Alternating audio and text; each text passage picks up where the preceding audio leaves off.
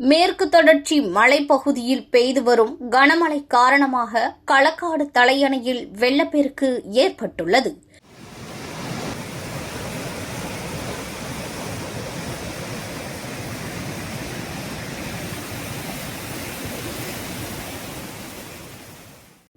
நெல்லை மாவட்டம் களக்காடு மேற்கு தொடர்ச்சி மலைப்பகுதிகளில் தொடர்ந்து பெய்து வரும் கனமழையால் களக்காடு தலையணை அருவியில் வெள்ளப்பெருக்கு அதிகரித்து காணப்படுகிறது.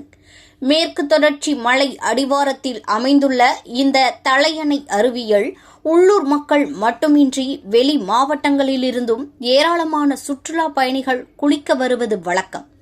தற்போது மலைப்பகுதிகளில் பெய்து வரும் பலத்த மழையால் தலையணை அருவியில் இரு கரைகளையும் தொட்டபடி தண்ணீர் பெருக்கெடுத்து ஓடுகிறது. இதையடுத்து களக்காடு முண்டன்துறை புலிகள் காப்பக வனத்துறையினர் கடந்த 4ஆம் தேதி முதல் சுற்றுலா பயணிகள் அருவியில் குளிக்க தடை விதித்திருந்தனர்.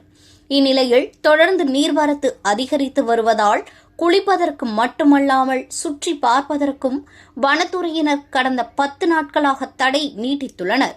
இதனால் தலையணை அருவிக்கு வந்திருந்த சுற்றுலா பயணிகள் ஏமாற்றம் அடைந்தனர்.